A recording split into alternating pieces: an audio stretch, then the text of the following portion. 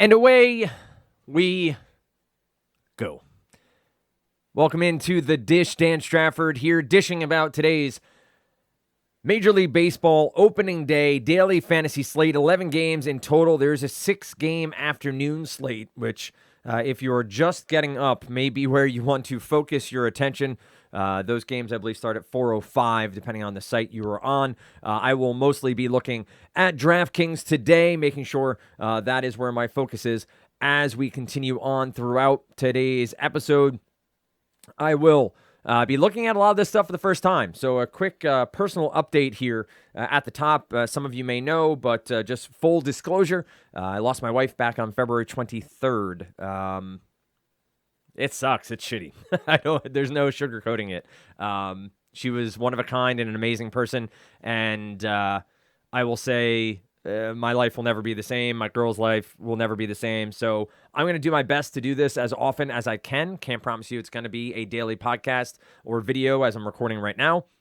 But I can let you know that I am trying my best to get it all out the door as we continue on throughout the season. Jumping into MoonshotsMLB.com. If you're not yet a member, be sure to go check it out. You can see here on my screen, subscriptions are up and running. You get everything for the early bird 125. That's for the entire year. You get all the projections, the optimizer, and so much more. You get StatCast data fed in. You can see it all right in front of you if you're watching on YouTube. It's a great tool, and Mike's been doing great work all offseason trying to get it ready for opening day. You can see here across the top, if I get rid of my recording bar, across the top here you have each of the games for today, and you'll see the Twins and the Yankees both have a green check mark. That means their lineups are in, and that will let the projections run for the day. There are base projections already loaded that will get you pretty far, to be quite honest.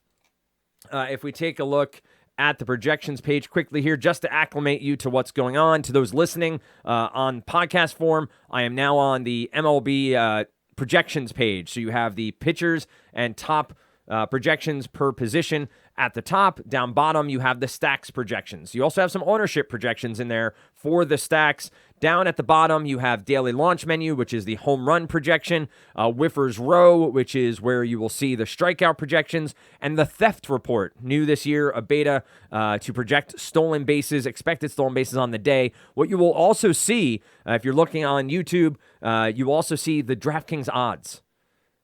The DraftKings odds for that projection, for a home run, for a strikeout total. So someone like Garrett Cole today, you'll see, has an expected strikeout total of 8.2. The line currently, minus 160 on the over of 7.5, the under at 120. Looking at someone like Max Scherzer, the line is just 5.5 for Max. Minus 160 on the over, plus 120 on the under.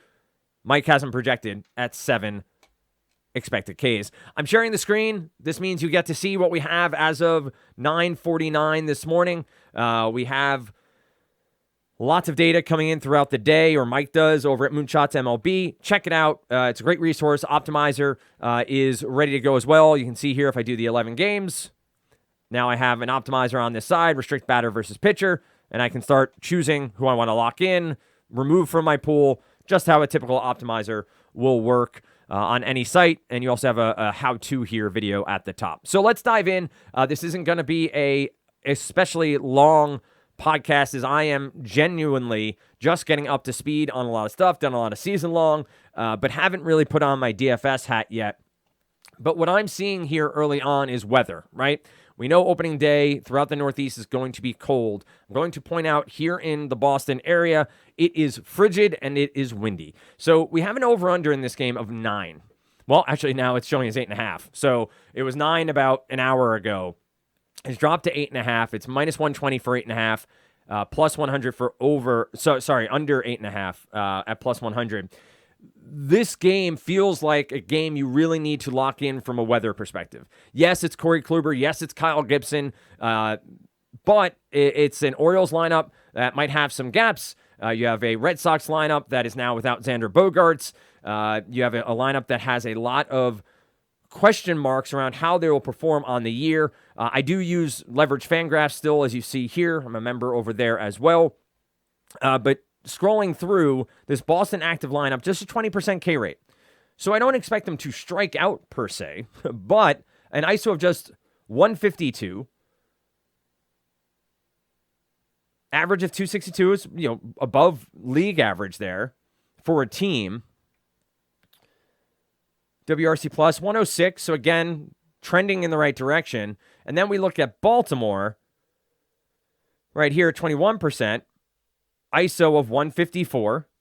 And this is the active roster from last year's stats. So I really think just off the bat here, I'm going to look at the under. Now, it dropped 8.5. I should have gotten in at 9 when I pointed out in the Discord for Moonshots MLB. I did not. I do have gambling up here in Massachusetts now, so I will, from time to time, be talking about wagers. I am not a tout nor a sharp, so take it for the vantage point that I have, discussion points amongst your friends, as you discuss what an amazing podcast this is. So, if we take a look over at our projections, not surprisingly, Garrett Cole tops the list for your pitchers. You have Corbin Burnes, Jacob deGrom, Max Scherzer, Aaron Nola, and then you get into an interesting sort of world here of aces on their teams, but probably not aces on this slate. But I really love Shane McClanahan, not surprising there. I have a feeling he's going to be fairly highly owned today.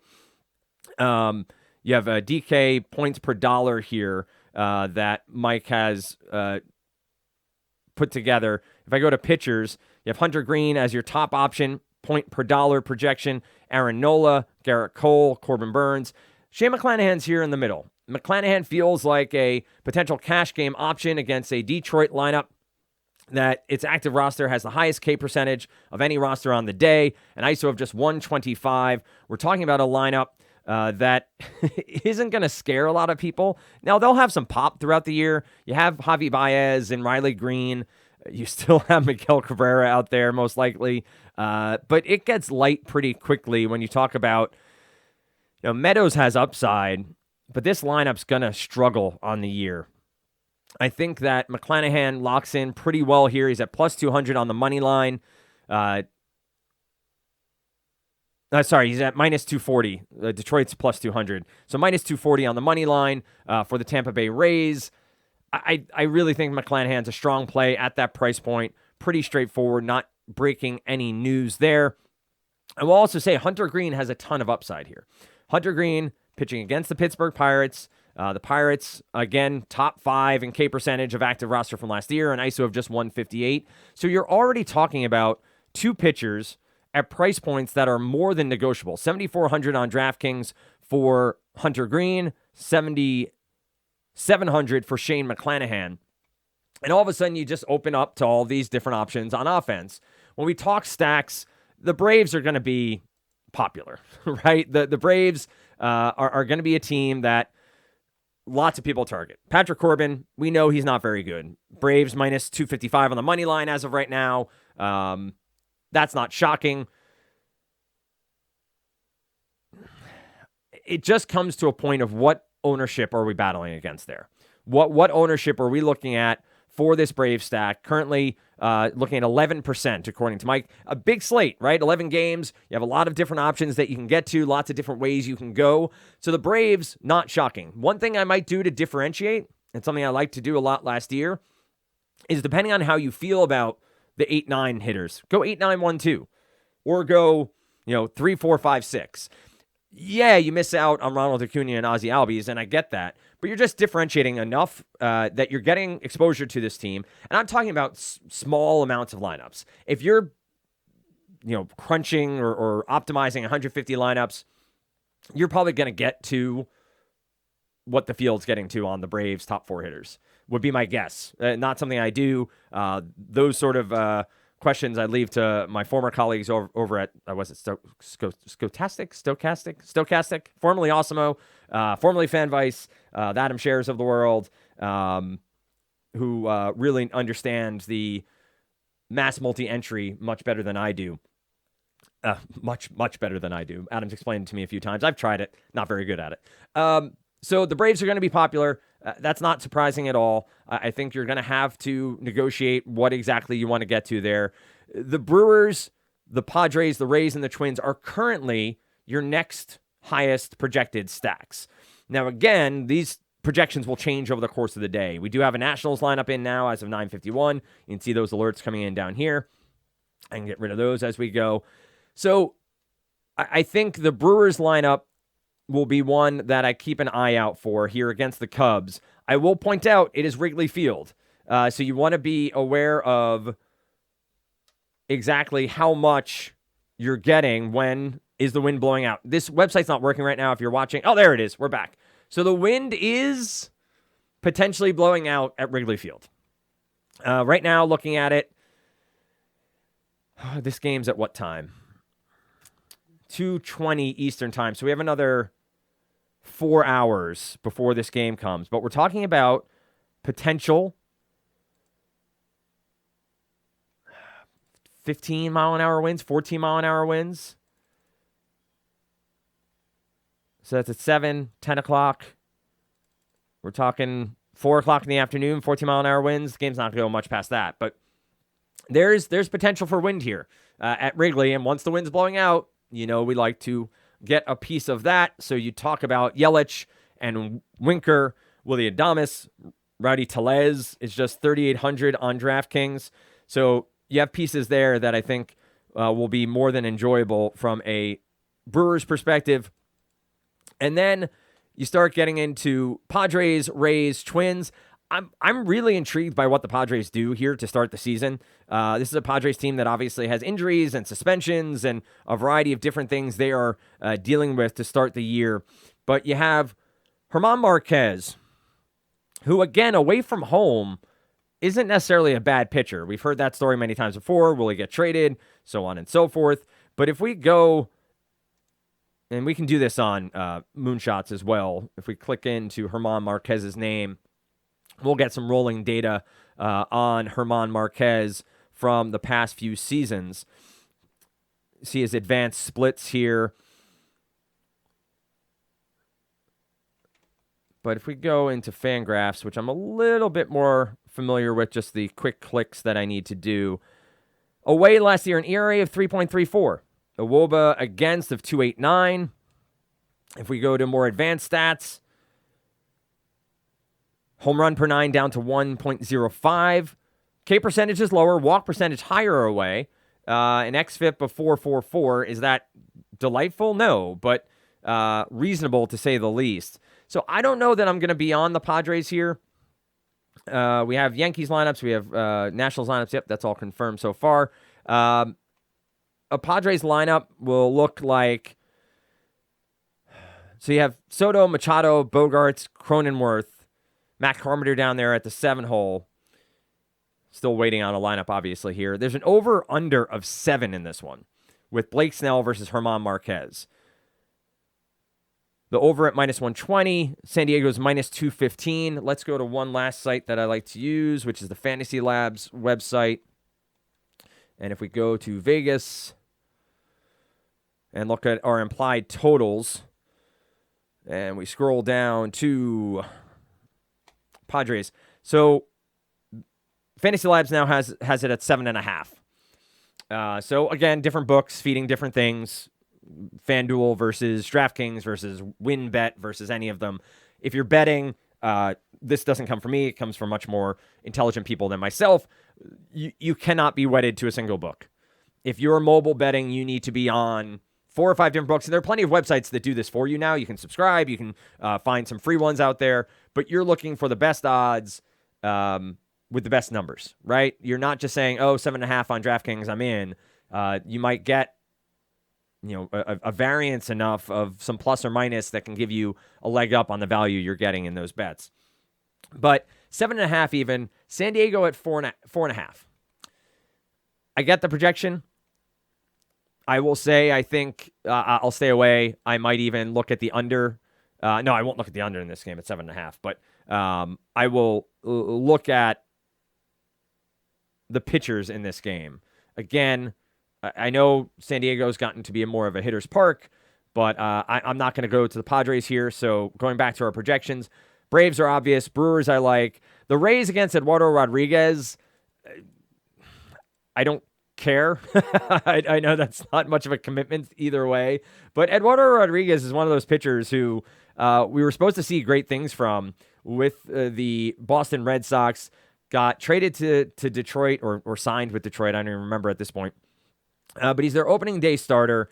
There's enough to have red flags on who he is as a pitcher. Has struggled against lefties at times, which you wouldn't expect.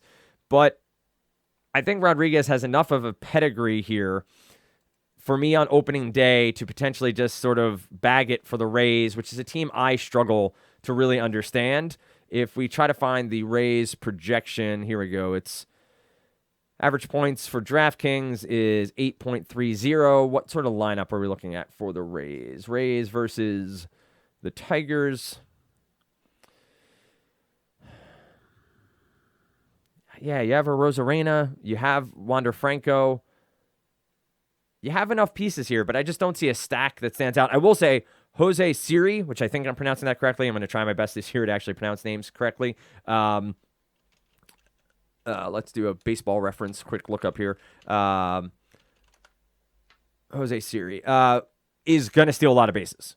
And again, that's not necessarily something we've targeted in the past when it comes to DFS. Yeah, it's Siri. Okay. But I think that you have some upside. Again, talking 9-1-2. Again, so to flesh that out a little further, the whole idea of baseball is at-bats, right? Top of the lineup, you get 4 at-bats. If your offense is going well, maybe even 5. Bottom of the lineup, you're reducing it by 1, right? Just the opportunity there is not as high. I'm just talking about differentiating a little bit from whoever else you're playing against in large fields, getting a little bit different, getting some upside. Siri gets on base. I have not looked at catcher stats for the Detroit Tigers, so I want to caveat my statement here. But someone like Siri, I don't mind going 9-1-2 with the Rays here potentially against Eduardo Rodriguez. So let's take a quick look at the daily launch menu. Again, there are odds on these websites to get at different values. They are home run or not, right? Yes, they will hit a home run. No, they will not. Obviously, then there are 2 home runs, 3 home runs, and those odds go higher and higher. To anyone who is a gambler, feel free to ignore me on this stuff. Just trying to keep the conversation going. But if we look at Schwarber, Judge, Matt Carpenter pops up there. Now, Carpenter struggled a little bit to start the year. He did make the team. He is projected to be in the lineup. He's at plus 650. Daniel Vogelbach's at plus 850 here. And if you start talking about parlays, it becomes fun, right? And hopefully everyone remembers, problem gambling, call the 800 number. We're here to have fun. We're here to hopefully make some money as the day goes on. But Carpenter stands out from a projection standpoint. I don't know much about projecting home runs as a course of action. Again, this is a Padres team against German Marquez. If we go back to German Marquez, we can look at his home run numbers against lefties and see if that is a bugaboo of his over the years. Let's go back to German Marquez. Our splits here, lefties versus righties. Lefties on 2022. Home run per 9 of 1.61. I like that. That's obviously a number that stands out a little bit. Hard hit percentage. We got hard 37.2, medium at 53.7%. This is all against lefties. I could see it. Again, this is numbers coming from the website today. I won't do a video every day because I don't want to show the projections for those who are not subscribed, but trying to give you a little bit of a taste of what you might find as the days go on. On Moonshots MLB, partnering with Mike again this year. You may not hear a podcast from me every day, but I will do my best to get some thoughts out. We looked at the Whiffers Row quickly. You can see here what Mike has projected. Again, that Hunter Green line is at 7.5, and 7.5 is his projection. I think Max Scherzer was the one that stood out before, if I remember correctly. Yeah, he's projected at 7. 5.5 is the line, minus 160 on DraftKings as of today. You can even see here, there's a plus-minus window. So you get to see who's higher or lower. Talking about over and unders, obviously. So Marcus Stroman projected at 5.6. He's at 4.5. Stroman's not much of a strikeout guy these days, but the projection numbers are liking that. Nola is there as well. All right, let's take one final pass through these projections and see if there are any other stacks that stand out. If the Mets ownership is truly showing at 2% and the Phillies ownership showing at 3%, and you want to get freaky on opening day and hope for a ace blow up, I get it. Alcantara is obviously a great pitcher and somebody I wouldn't necessarily target, but when you have all the aces going, it's pretty easy to see where that is. Same for someone like Jacob deGrom. You know, he gives up some home runs. Same with Scherzer, right? Like, these are all guys who, if you want to talk about one-off bats against deGrom, you talk about a Corey Seager. You talk about how hot he was during the WBC. Matchup is really solid. He doesn't strike out a ton. If deGrom middle one, you get a nice upside there, probably at very low ownership. And the same against Alcantara or against Scherzer. Less bats that I'd want for Scherzer. Luis Arraez, I think, might walk. But Jazz, I know Jazz has been touted as a breakthrough, but he's 5,100, so I would stay away from that one. A little bit of a meandering talk here. As I said, not necessarily on top of my game when it comes to daily fantasy as of quite yet, but just walking you through what I'm seeing on Moonshots MLB, what I'm seeing on Fangraphs. And so I think it's pretty standard and straightforward where Braves and Brewers, I think, are fine at the top of your stacks. I think the Blue Jays are always going to be an intriguing option because of their power and their upside. Let's see. They're in St. Louis. It's 68 degrees. One of the better weather games. They're facing Miles Michaelis, who isn't all that great. So you talk about, I use talk about a lot, I realize. Brendan Donovan, Lars Nootbaar, Goldschmidt, Arenado, all fine options. So the Cardinals, if I'm choosing right now, I don't mind getting in on the Braves where I think necessary. Again, 9-1-2-3.